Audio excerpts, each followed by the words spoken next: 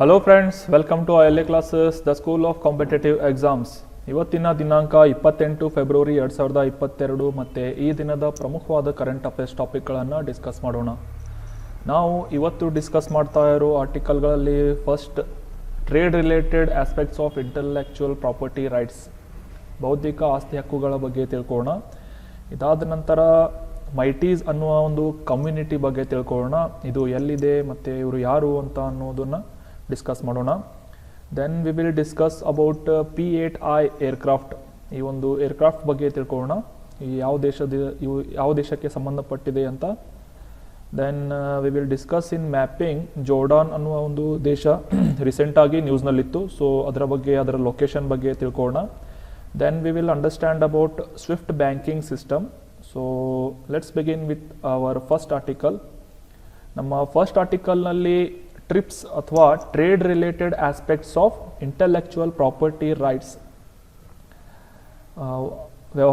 ವ್ಯಾಪಾರಕ್ಕೆ ಸಂಬಂಧಿಸಿದಂತಹ intellectual property rights, ಬೌದ್ಧಿಕ ಆಸ್ತಿಗಳ ಹಕ್ಕುಗಳನ್ನು ವೆವರ್ ಮಾಡುವಂತೆ ಇಂಡಿಯಾ ಮತ್ತು ಸೌತ್ ಆಫ್ರಿಕಾ ದೇಶಗಳು WTOಗೆ ಪ್ರಪೋಸಲನ್ನು ನೀಡ್ತಾ ಇದ್ದಾವೆ. ವೆವರ್ ಅಂತಂದರೆ ಮನ್ನಾ ಮಾಡುವಂತೆ ಕೋರುತ್ತಾ ಈ ಇಂಡಿಯಾ ಮತ್ತು ಸೌತ್ ಆಫ್ರಿಕಾ ದೇಶಗಳು ಕೋರ್ತಾ ಇದ್ದಾವೆ. ಈ ಯಾವ ಒಂದು ಪ್ರಾಡಕ್ಟ್ಗಳ ಮೇಲೆ ಈ ಟ್ರಿಪ್ಸ್ ಮನ್ನಾವನ್ನು ಕೇಳ್ತಾ ಇದ್ದಾವೆ ಅಂತಂದರೆ, COVID-19 ವ್ಯಾಕ್ಸಿನೇಷನ್ ಲಸಿಕೆಗಳಾಗಿರ್ಬೋದು, ಅದಕ್ಕೆ ಸಂಬಂಧಿಸಿದಂಥ ಡ್ರಗ್ಸ್ ಅಥವಾ ಔಷಧಿಗಳು, ಥೆರಪಿಟಿಕ್ಸ್ ಆ್ಯಂಡ್ ರಿಲೇಟೆಡ್ ಟೆಕ್ನಾಲಜಿ, ಅದಕ್ಕೆ ಸಂಬಂಧಿಸಿದಂತಹ ಯಾವುದೇ ರೀತಿಯ ತಂತ್ರಜ್ಞಾನಗಳ ಮೇಲೆ ಈ ಟ್ರಿಪ್ಸನ್ನು ಅಥವಾ ಈ ಒಂದು ಟ್ಯಾಕ್ಸನ್ನು ವಿಧಿಸಬಾರದು ಅಂತ, ಈ ರೂಲ್ಸ್ ರೆಗ್ಯುಲೇಷನ್ಗಳನ್ನು ವಿಧಿಸಬಾರದು ಅಂತ ಪ್ರಪೋಸಲನ್ನು ನೀಡ್ತಾ ಇದ್ದಾವೆ. ಇನ್ನು ಈ trade related aspects of intellectual property rights, TRIPS ಬಗ್ಗೆ ತಿಳ್ಕೊಳ್ಳೋದಾದರೆ, the TRIPS agreement is a part of the international legal order on trade enshrined in the World Trade Organization. ಈ WTO ಅಥವಾ ವರ್ಲ್ಡ್ ಟ್ರೇಡ್ ಆರ್ಗನೈಸೇಷನ್ನಲ್ಲಿ ಕೆಲವೊಂದು ರೂಲ್ಸ್ ಆ್ಯಂಡ್ ರೆಗ್ಯುಲೇಷನ್ಗಳನ್ನು ಫಾಲೋ ಮಾಡಬೇಕಾಗುತ್ತೆ ಅಂತಾರಾಷ್ಟ್ರೀಯ ಮಟ್ಟದಲ್ಲಿ ಯಾವುದೇ ರೀತಿಯ ವ್ಯಾಪಾರಗಳನ್ನು ಮಾಡುವುದಕ್ಕೆ. ಸೊ ಇದರಲ್ಲಿ ಈ ಟ್ರಿಪ್ಸ್ ಕೂಡ ಒಂದಾಗಿದೆ. ಈ ಟ್ರಿಪ್ಸ್ ಬಗ್ಗೆ ತಿಳ್ಕೊಳ್ಳೋದಾದರೆ, it was negotiated in 1995 at WTOದಲ್ಲಿ 1995ರಲ್ಲಿ ಇದರ ಕುರಿತಾದಂತಹ ಒಂದು ನೆಗೋಷಿಯೇಷನ್ಸ್ಗಳು ನಡೀತಾ ಇದ್ದವು.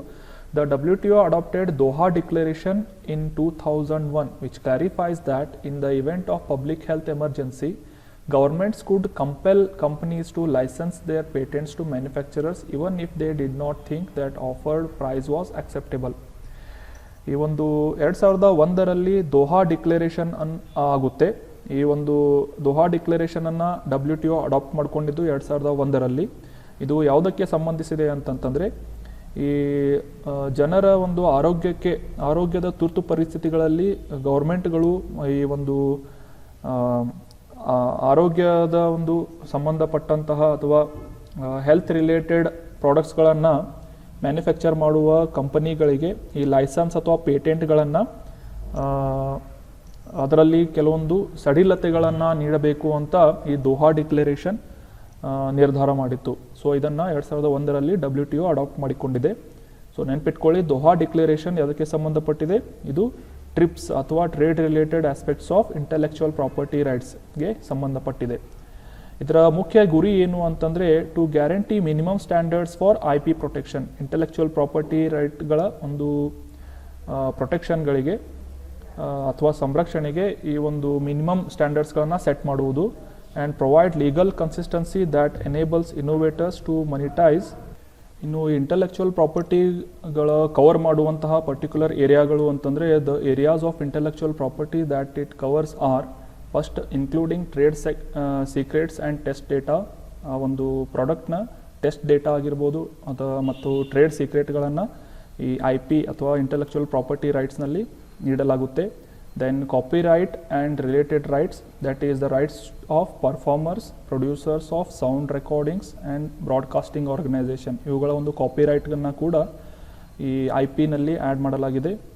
ಮತ್ತು trademarks including service marks, geographical indications including appellations of origin, industrial designs, patents including the protection of new varieties of plants, the layout designs of integrated circuits IC ಅಂತ ಕರಿತೇವೆ. ಅನ್ಡಿಸ್ಕ್ಲೋಸ್ಡ್ ಇನ್ಫಾರ್ಮೇಷನ್ ಇವುಗಳನ್ನು ಬೌದ್ಧಿಕ ಆಸ್ತಿಗಳು ಅಥವಾ ಬೌದ್ಧಿಕ IP intellectual property ರೈಟ್ಗಳಲ್ಲಿ add ಮಾಡಲಾಗಿದೆ. ಇವುಗಳ ಒಂದು ಪೇಟೆಂಟ್ ಅಥವಾ ಇವುಗಳ ರೂಲ್ಸ್ಗಳನ್ನು ಉಲ್ಲಂಘನೆ ಮಾಡಿದ್ದಲ್ಲಿ ಈ WTOದಿಂದ ಯಾವುದೇ ರೀತಿಯ ಒಂದು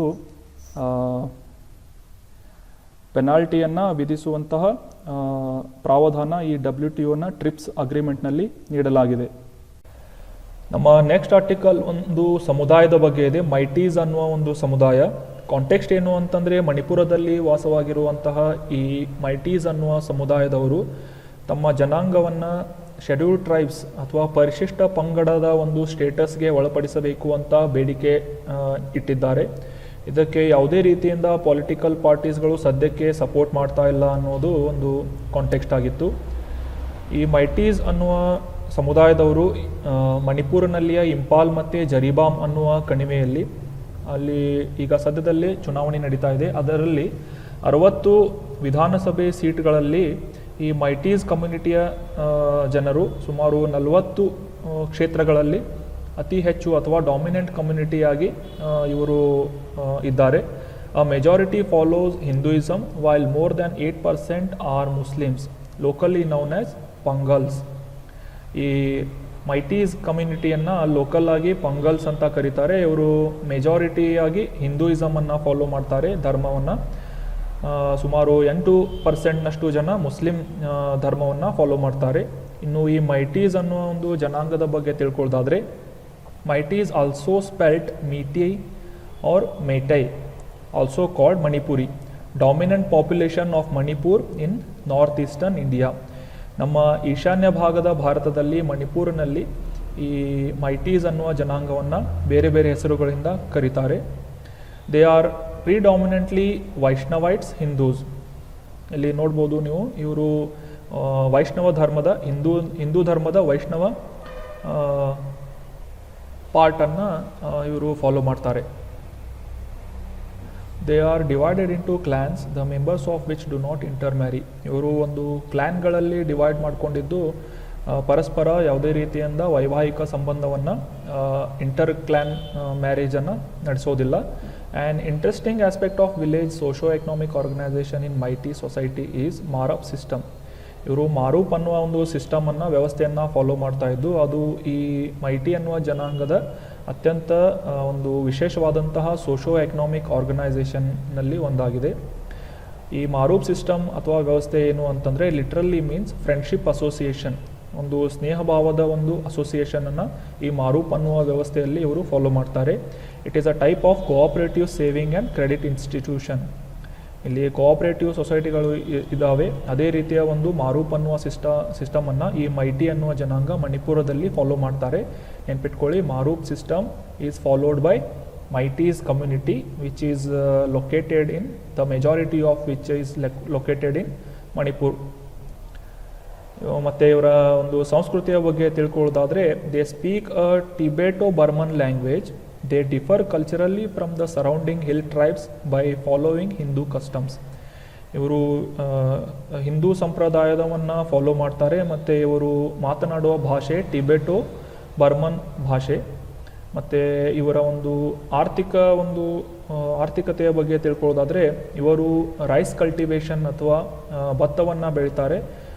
ಮತ್ತು ಇದು ಇರಿಗೇಟೆಡ್ ಫೀಲ್ಡ್ಸ್ ಅಂದರೆ ನೀರಾವರಿಯ ಹೊಂದಿದ ಒಂದು ಭತ್ತದ ಒಂದು ಬೆಳೆಯನ್ನು ಬೆಳೀತಾರೆ. Is the basis of economy. ಇದು ಇವರ ಒಂದು ಆರ್ಥಿಕತೆಯ ಒಂದು ಮೂಲವಾಗಿದೆ. ನಮ್ಮ ನೆಕ್ಸ್ಟ್ ಆರ್ಟಿಕಲ್ P-8I ಅನ್ನುವ ಒಂದು ಏರ್ಕ್ರಾಫ್ಟ್ ಬಗ್ಗೆ ಇದೆ. ಈ ಬೋಯಿಂಗ್ ಸಂಸ್ಥೆ ಏನಿದೆ, ಏರ್ಕ್ರಾಫ್ಟ್ ಮ್ಯಾನುಫ್ಯಾಕ್ಚರರ್ ಮಾಡುವಂತಹ ಅತ್ಯಂತ ಫೇಮಸ್ ಆದಂತಹ ಕಂಪನಿ ಬೋಯಿಂಗ್. ಇದು ತನ್ನ 12ನೇ P-8I ಅನ್ನುವ ಒಂದು ಲಾಂಗ್ ರೇಂಜ್ ಮರಿಟೈಮ್ ಪೆಟ್ರೋಲ್ ಏರ್ಕ್ರಾಫ್ಟನ್ನು ಭಾರತದ ನೌಕಾಸೇನೆಗೆ ಹಸ್ತಾಂತರಿಸಿದೆ. ಇದು ಪೆಟ್ರೋಲ್ ಅಲ್ಲ, ಪ್ಯಾಟ್ರೋಲ್ ಅಂತಂದರೆ ಗಸ್ತು ತಿರುಗುವಂತಹ ಏರ್ಕ್ರಾಫ್ಟ್ ಆಗಿದೆ ಇದು. The P-8I is an integral part of Indian navy's fleet. 2013ರಲ್ಲಿ ಈ ಒಂದು P-8I ಅನ್ನು ಇಂಡಕ್ಟ್ ಮಾಡಲಾಗಿತ್ತು ಭಾರತದ ನೌಕಾಪಡೆಯಿಂದ. ಇದು ಒಂದು ಪ್ರಮುಖವಾದಂತಹ ಒಂದು ಏರ್ಕ್ರಾಫ್ಟ್ ಆಗಿದ್ದು, ಸರ್ಪಾಸ್ಡ್ 35,000 ಫ್ಲೈಟ್ ಅವರ್ಸ್. ಇದನ್ನು ಉಡಾವಣೆ ಮಾಡುವ ಒಂದು 35,000 ಫ್ಲೈಟ್ ಅವರ್ಸ್ಗಳನ್ನು ಸದ್ಯಕ್ಕೆ ಕಂಪ್ಲೀಟ್ ಮಾಡಿದೆ. ಇನ್ನು P-8I ಬಗ್ಗೆ ತಿಳ್ಕೊಳ್ಳೋದಾದರೆ, P-8I aircraft is variant of P-8A Poseidon aircraft that Boeing developed as a replacement for US Navy's aging P-3 fleet. United state ಅಮೇರಿಕಾದ ಒಂದು ನೌಕಾಪಡೆಯ P-8A ಅನ್ನುವ ಒಂದು ಮೊದಲಿನಿಂದ ಇದ್ದಂತಹ ಏರ್ಕ್ರಾಫ್ಟನ್ನು ರಿಪ್ಲೇಸ್ ಮಾಡಿ P-8I ಏರ್ಕ್ರಾಫ್ಟನ್ನು ಈ ಬೋಯಿಂಗ್ ಸಂಸ್ಥೆ ಡೆವಲಪ್ ಮಾಡಿದ್ದು. ಇದನ್ನು ಡೆವಲಪ್ ಮಾಡಿದ್ದು first time United States of ಅಮೇರಿಕಾದ ಒಂದು ನೌಕಾಪಡೆಗೆ ಅನುಕೂಲವಾಗುವಂತೆ ಇದನ್ನು ಡಿಸೈನ್ ಮಾಡಲಾಗಿತ್ತು. It is a long range multi mission maritime patrol aircraft and India was its first international customer. ಈ P-8I ಅನ್ನುವ ಒಂದು ಏರ್ಕ್ರಾಫ್ಟನ್ನು ಪಡೆಯುತ್ತಿರುವಂತಹ ಮೊದಲ ದೇಶ ಯಾವುದು ಅಂತಂದರೆ ಭಾರತ. ಇದನ್ನು ಡೆವಲಪ್ ಮಾಡಿ ಮತ್ತು ಮ್ಯಾನುಫ್ಯಾಕ್ಚರ್ ಮಾಡಿದ್ದು ಅಮೇರಿಕಾದಲ್ಲಿ. In November 2019 the defence acquisition council approved the procurement and US has approved its sale and related equipments. ಈ ಒಂದು ಏರ್ಕ್ರಾಫ್ಟ್ನ ಮಾರುವುದು ಅಥವಾ ಅದಕ್ಕೆ ರಿಲೇಟೆಡ್ ಆಗಿರುವಂತಹ ಉಪಕರಣಗಳನ್ನು 2019ರಲ್ಲಿ ಡಿಫೆನ್ಸ್ ಅಕ್ವಿಸಿಷನ್ ಕೌನ್ಸಿಲ್ನಿಂದ ಅಪ್ರೂವಲ್ ಪಡೆದುಕೊಂಡು ಯುನೈಟೆಡ್ ಸ್ಟೇಟ್ಸ್ ಇದನ್ನು ಸಪ್ಲೈ ಮಾಡ್ತಾ ಇದೆ. In May 2021 the US state department approved the proposal sale of 6 P-8I patrol aircraft and related equipment. Deal estimated cost of $2.42 billion. ಸುಮಾರು $2.42 ಬಿಲಿಯನ್ ವೆಚ್ಚದಲ್ಲಿ ಈ ಒಂದು ಪ್ರಾಜೆಕ್ಟನ್ನು ಕೈಗೆತ್ತಿಕೊಂಡು ಭಾರತಕ್ಕೆ ಯುನೈಟೆಡ್ ಸ್ಟೇಟ್ಸ್ ಈ P-8I ಅನ್ನುವ ಪೆಟ್ರೋಲ್ ಏರ್ಕ್ರಾಫ್ಟನ್ನು ಸಪ್ಲೈ ಮಾಡ್ತಾ ಇದೆ. The 6 P-8Is will come installed with encrypted communication system. ಇಲ್ಲಿ ಎನ್ಕ್ರಿಪ್ಟ್ ಮಾಡಿದಂತಹ ಒಂದು ಸಂಪರ್ಕ ಸಾಧನಗಳನ್ನು ವ್ಯವಸ್ಥೆಯನ್ನು ಈ P-8I ಅಳವಡಿಸಲಾಗಿದೆ. ಮತ್ತು India has now sign the foundational, ಈ ಯುನೈಟೆಡ್ ಸ್ಟೇಟ್ನ ಒಂದು ಇಂಪಾರ್ಟೆಂಟ್ ಅಗ್ರಿಮೆಂಟ್ ಆಗಿರುವಂತಹ ಕಾಮ್ಕಾಸಾ ಅನ್ನುವ ಅಗ್ರಿಮೆಂಟನ್ನು ಕೂಡ ಭಾರತ ಸೈನ್ ಮಾಡಿದೆ. ಈ ಕಾಮ್ಕಾಸಾ ಅನ್ನುವ ಒಂದು ಅಗ್ರಿಮೆಂಟ್ನ ಫುಲ್ ಫಾರ್ಮ್ ಏನು ಅಂತಂದರೆ communications compatibility and security agreement. ಈ ಒಂದು ಅಗ್ರಿಮೆಂಟ್ ಅಥವಾ ಒಪ್ಪಂದವನ್ನು ಭಾರತ ಯುನೈಟೆಡ್ ಸ್ಟೇಟ್ಸ್ನೊಂದಿಗೆ ಈ 6 P-8I ಅನ್ನುವ ಒಂದು ಏರ್ಕ್ರಾಫ್ಟನ್ನು ಪರ್ಚೇಸ್ ಮಾಡುವುದರಿಂದ ಅಗ್ರಿಮೆಂಟ್ಗೆ ಸೈನ್ ಮಾಡಿದೆ. ಇನ್ನು ಇನ್ನಿತರ P-8Iನ ಕೆಲವೊಂದು ಫೀಚರ್ಸ್ಗಳು ಏನು ಅಂತಂದರೆ, the P-8I aircraft is equipped with long range anti submarine warfare, anti surface warfare, intelligence, surveillance and reconnaissance in support of broad area maritime and littoral operations.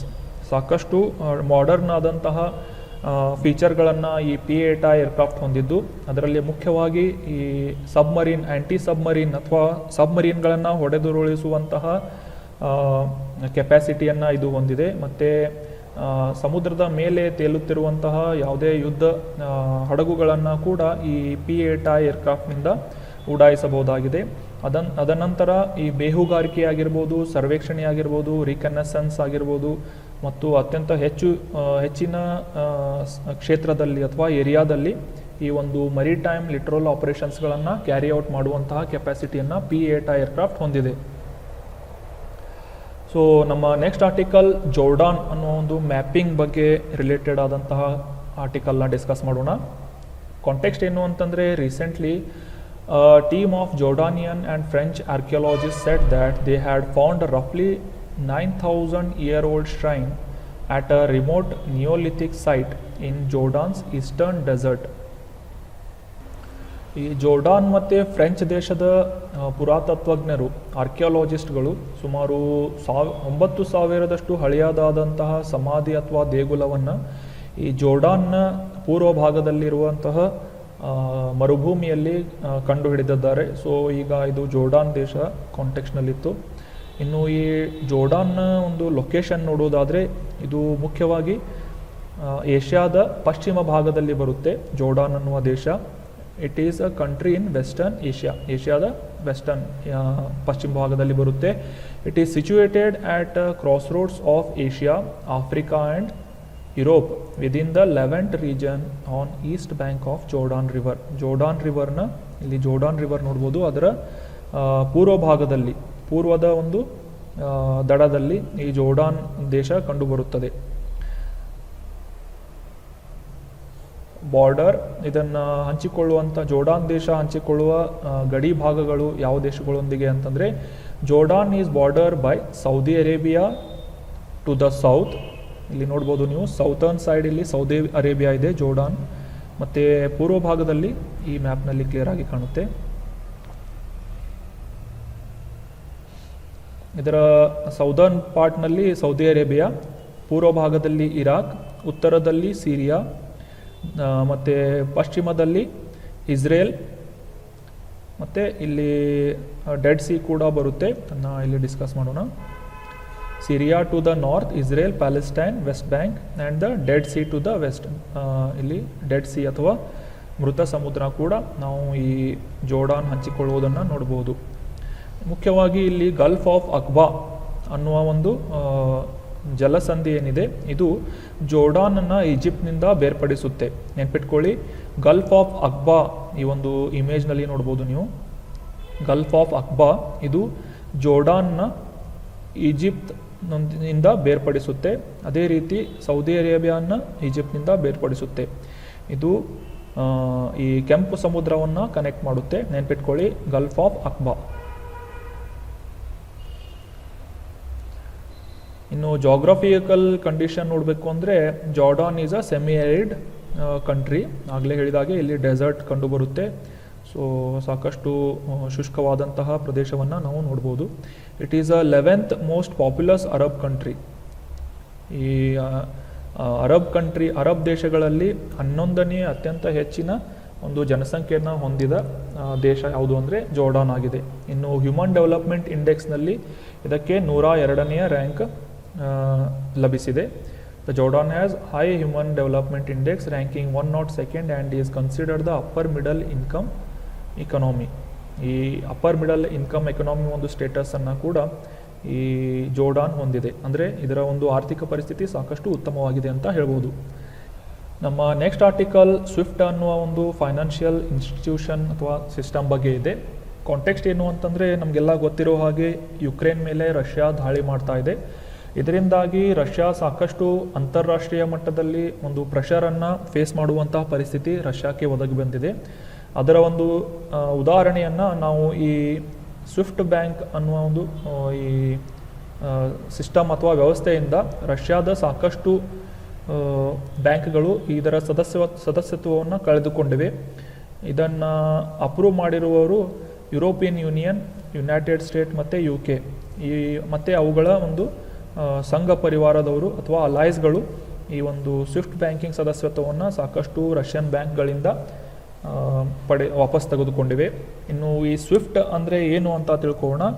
The SWIFT system stands for, ಅದರ full form Society for Worldwide Interbank Financial Telecommunication and is a secure platform for financial institution. ಇದರ full form ನೋಡಿದ್ದೀವಿ, Society for Worldwide Interbank Financial Telecommunication ಅಂತ. ಇದು ಒಂದು secure ಆದಂತಹ ಒಂದು ಭದ್ರವಾದಂತಹ ವೇದಿಕೆಯಾಗಿದ್ದು, ಈ financial institutions ಅಥವಾ ಬ್ಯಾಂಕ್ಗಳಿಗೆ ಒಂದು ಸುಭದ್ರವಾದಂತಹ ಒಂದು ವೇದಿಕೆಯಾಗಿತ್ತು. ಇದು ಮುಖ್ಯ ಕೆಲಸ ಏನು ಅಂತಂದರೆ, to exchange information about global monetary transaction such as money transfers. ಈ ಮನಿ ಟ್ರಾನ್ಸ್ಫರ್ ಮಾಡುವ ಒಂದು ಕೆಲಸವನ್ನು ಮಾಡುವುದರಲ್ಲಿ ಅತ್ಯಂತ ಸೆಕ್ಯೂರ್ ಆದಂತಹ ಒಂದು ವ್ಯವಸ್ಥೆ ಈ ಸ್ವಿಫ್ಟ್ ವ್ಯವಸ್ಥೆ ಆಗಿತ್ತು. ಸೊ ಸದ್ಯಕ್ಕೆ ಸಾಕಷ್ಟು ರಷ್ಯಾದ ಬ್ಯಾಂಕ್ಗಳು ಈ ಒಂದು ಸದಸ್ಯತ್ವದಿಂದ ಕೈ ತೊಳೆದುಕೊಂಡಿವೆ. While SWIFT does not actually move money, it operates as a middleman to verify information of transaction by providing secure financial messaging service to more than 11,000 banks in over 200 countries. ಸುಮಾರು 200 ದೇಶಗಳಲ್ಲಿ ಇರುವ 11,000 ಬ್ಯಾಂಕ್ಗಳ ಒಂದು ಸುವ್ಯವಸ್ಥಿತವಾದಂತಹ ಸುಭದ್ರವಾದಂತಹ ಒಂದು ಮನಿ ಟ್ರಾನ್ಸಾಕ್ಷನ್ನ ಇನ್ಫಾರ್ಮೇಷನನ್ನು ಈ ಸುರಕ್ಷಿತವಾಗಿ ಮೆಸೇಜಿಂಗ್ ಸರ್ವಿಸ್ಗಳನ್ನು ಕೊಡುವುದರ ಮೂಲಕ ಈ ಮನಿ ಟ್ರಾನ್ಸ್ಫರ್ ಅನ್ನುವ ಕ್ಷೇತ್ರದಲ್ಲಿ ಈ ಮಿಡಲ್ ಮ್ಯಾನ್ ಆಗಿ ಈ ಸ್ವಿಫ್ಟ್ ಸಿಸ್ಟಮ್ ವ್ಯವಸ್ಥೆ ಕೆಲಸ ಮಾಡುತ್ತೆ. ಇದರ ಒಂದು ಹೆಡ್ ಕ್ವಾರ್ಟರ್ ಬೆಲ್ಜಿಯಂನಲ್ಲಿದೆ. It is overseen by central banks from 11 industrial countries. ಉದ್ಯಮದಲ್ಲಿ ಸಾಕಷ್ಟು ಬೆಳವಣಿಗೆಯನ್ನು ಹೊಂದಿದಂತಹ ಸುಮಾರು 11 ದೇಶಗಳು ಈ ಒಂದು 11 ದೇಶಗಳ ಸೆಂಟ್ರಲ್ ಬ್ಯಾಂಕ್ಸ್ ಅಂದರೆ ಫಾರ್ ಎಕ್ಸಾಂಪಲ್ ಸೆಂಟ್ರಲ್ ಬ್ಯಾಂಕ್ ಅಂದರೆ RBI ಯಾವ ರೀತಿ ಇಂಡಿಯಾದಲ್ಲಿದೆ ಅದೇ ರೀತಿಯ ಸೆಂಟ್ರಲ್ ಬ್ಯಾಂಕ್ಗಳು ಬೇರೆ ದೇಶದಲ್ಲಿ ಈ ಒಂದು ಸ್ವಿಫ್ಟ್ ಸಿಸ್ಟಮನ್ನು ನೋಡಿಕೊಳ್ಳುತ್ತವೆ. ಅವುಗಳಲ್ಲಿ ಮುಖ್ಯವಾಗಿ ಅಂತಂದರೆ Canada, France, Germany, Italy, Japan, Netherlands, Sweden, Switzerland, United Kingdom, United States, ಅದಾದಮೇಲೆ ಬೆಲ್ಜಿಯಂ. ಇವುಗಳ ಒಂದು ಸಹಭಾಗಿತ್ವದಲ್ಲಿ, ಇವುಗಳ ಸೆಂಟ್ರಲ್ ಬ್ಯಾಂಕ್ನ ಸಹಭಾಗಿತ್ವದಲ್ಲಿ ಈ ಒಂದು ಸ್ವಿಫ್ಟ್ ಬ್ಯಾಂಕಿಂಗ್ ವ್ಯವಸ್ಥೆಯನ್ನು ನೋಡಿಕೊಳ್ಳಲಾಗುತ್ತೆ. ಈ ಒಂದು ಸ್ಟೆಪ್ ಏನು ತಗೊಂಡಿದ್ದಾರೆ, ಈ ಸ್ವಿಫ್ಟ್ ಬ್ಯಾಂಕಿನಿಂದ ಈ ರಷ್ಯಾದ ಸದಸ್ಯತ್ವವನ್ನು ಕ್ಯಾನ್ಸಲ್ ಮಾಡೋದು, ಇದರ ಒಂದು ಸ್ಟೆಪ್ ಅಥವಾ ಇದರ ಉದ್ದೇಶ ಏನು ಅಂತ ತಿಳ್ಕೊಳ್ಳೋದಾದರೆ, excluding Russian banks from SWIFT platform is expected to hit the country's economy hard. ಈ ಒಂದು ಸದಸ್ಯತ್ವವನ್ನು ಕಳೆದುಕೊಳ್ಳುವುದರಿಂದ ರಷ್ಯಾದ ಆರ್ಥಿಕ ಒಂದು ಸ್ಥಿತಿಗೆ ಸಾಕಷ್ಟು ಪರಿಣಾಮವನ್ನು ಬೀರುತ್ತೆ. While workarounds to SWIFT have been tried, none have proven to be effective. ಈ ಒಂದು ಅಲ್ಟರ್ನೇಟ್ ಆದಂತಹ ಸ್ವಿಫ್ಟ್ ಬ್ಯಾಂಕಿಗೆ ಅಥವಾ ಸ್ವಿಫ್ಟ್ ಅನ್ನೋ ಒಂದು ಬ್ಯಾಂಕಿಂಗ್ ಫೈನಾನ್ಷಿಯಲ್ ವ್ಯವಸ್ಥೆಗೆ ಅಲ್ಟರ್ನೇಟ್ ಆಗಿ ಸಿದ್ಧಪಡಿಸುವಂತಹ ಯಾವುದೇ ರೀತಿಯ ಒಂದು ಸಿಸ್ಟಮ್ಗಳು ಸದ್ಯಕ್ಕೆ ವರ್ಕ್ ಆಗಿಲ್ಲ. ಯಾವ ಟ್ರೈ ಮಾಡಿದ್ರು ಅಂತಂದರೆ, ಕಳೆದ 7 ವರ್ಷಗಳಲ್ಲಿ ರಷ್ಯಾ ಒಂದು SPFS ಅನ್ನೋ ಒಂದು ಸಿಸ್ಟಮನ್ನು ಡೆವಲಪ್ ಮಾಡಲು ಟ್ರೈ ಮಾಡಿತ್ತು. ಬಟ್ ಸ್ವಿಫ್ಟ್ನಷ್ಟು ಯಶಸ್ವಿ ಈ SPFS ಆಗಿಲ್ಲ. SPFS ಅಂತಂದರೆ system for transfer of financial messages. So that was all about today's discussion friends. ಈಗ ಕ್ವಿಕ್ ರಿವಿಷನ್ನಲ್ಲಿ ಸ್ಟೇಟ್ಮೆಂಟ್ಗಳನ್ನು ನೋಡೋಣ, ಟ್ರೂ ಫಾಲ್ಸ್ ಅಂತ ಪರೀಕ್ಷಿಸೋಣ. ನಮ್ಮ ಫಸ್ಟ್ ಸ್ಟೇಟ್ಮೆಂಟ್, ಟ್ರಿಪ್ಸ್ ಇದರ full form trade related aspects of international property rights. ಈ ಒಂದು ಸ್ಟೇಟ್ಮೆಂಟ್ ಸರಿಯಾಗಿದೆ. Trade related aspect of international property rights ಇದು WTOದ ರೂಲ್ಸ್ ಆ್ಯಂಡ್ ರೆಗ್ಯುಲೇಷನ್ನಲ್ಲಿ ಬರುತ್ತೆ. ನಮ್ಮ ನೆಕ್ಸ್ಟ್ ಸ್ಟೇಟ್ಮೆಂಟ್, ಮೈಟಿ ಒಂದು ಜನಾಂಗದ ಬಗ್ಗೆ ತಿಳ್ಕೊಂಡ್ವಿ. It is dominant population of Assam in north eastern India. ಇದು ಮಣಿಪುರದಲ್ಲಿರುವಂತಹ ಡಾಮಿನೆಂಟ್ ಆಗಿರುವಂತಹ ಒಂದು ಜನಾಂಗವಾಗಿದ್ದು ಮೈಟಿ ಅಂತ ಇದನ್ನು ಕರೀತಾರೆ. ಇದು ಮಣಿಪುರದಲ್ಲಿದೆ.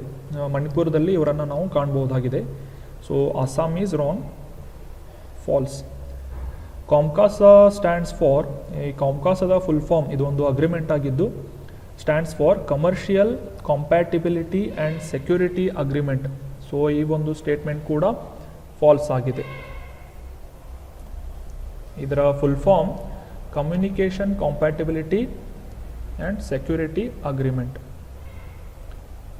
ಇದು ಭಾರತ ಮತ್ತು US ನಡುವೆ ರೀಸೆಂಟಾಗಿ ನಡೆದಿದ್ದು. Communications compatibility and security agreement. Next statement, Gulf of Aqaba it separates Jordan from Israel. So ಈ ಸ್ಟೇಟ್ಮೆಂಟ್ ಕೂಡ ಫಾಲ್ಸ್ ಆಗುತ್ತೆ, ತಪ್ಪಾಗುತ್ತೆ. ಯಾಕಂದರೆ ಇದು ಜೋರ್ಡಾನ್ನ ಈಜಿಪ್ಟ್ನಿಂದ ಬೇರ್ಪಡಿಸುತ್ತೆ. ಈ ಒಂದು ಜಲಸಂಧಿ ಗಲ್ಫ್ ಆಫ್ ಅಕ್ಬಾ ಅನ್ನೋದು, ಇದರ ಬಗ್ಗೆ ಡಿಸ್ಕಸ್ ಮಾಡಿದ್ವಿ ನಾವು. ಜೋರ್ಡಾನ್ ಇಲ್ಲಿದೆ, ಇದಾದ ನಂತರ ಇಸ್ರೇಲ್ ಮೇಲ್ಗಡೆ ಬರುತ್ತೆ, ಈಜಿಪ್ಟ್. ಜೋರ್ಡಾನನ್ನು ಈಜಿಪ್ಟ್ನಿಂದ ಬೇರ್ಪಡಿಸುತ್ತೆ ಈ ಜಲಸಂಧಿ ಗಲ್ಫ್ ಆಫ್ ಅಕಬಾ. ಅದೇ ರೀತಿ ಸೌದಿ ಅರೇಬಿಯಾನಿಂದ ಈಜಿಪ್ಟನ್ನು ಬೇರ್ಪಡಿಸುವುದು ಸೇಮ್ ಜಲಸಂಧಿ ಗಲ್ಫ್ ಆಫ್ ಅಕಬಾ. ನಮ್ಮ next statement, Swift system stands for society for Worldwide Interbank Financial telecommunication. ಈ ಒಂದು ಸ್ವಿಫ್ಟ್ನ ಫುಲ್ ಫಾರ್ಮ್ನ ನಾವು ನೋಡಿದ್ವಿ, society for Worldwide Interbank Financial telecommunication. ಇದು ಒಂದು ಸೆಕ್ಯೂರ್ ಆದಂತಹ ವೇದಿಕೆಯಾಗಿದ್ದು ಅಂತಾರಾಷ್ಟ್ರೀಯ ಮಟ್ಟದಲ್ಲಿ ಒಂದು ಮನಿ ಟ್ರಾನ್ಸಾಕ್ಷನ್ನ ವಿವರಗಳನ್ನು ಸುರಕ್ಷಿತವಾದಂತಹ ರೀತಿಯಲ್ಲಿ ಕೊಡುವ ಒಂದು ವ್ಯವಸ್ಥೆಯಾಗಿದೆ. ಸೊ ಈ ಸ್ಟೇಟ್ಮೆಂಟ್ ಕೂಡ ಸರಿಯಾಗುತ್ತೆ.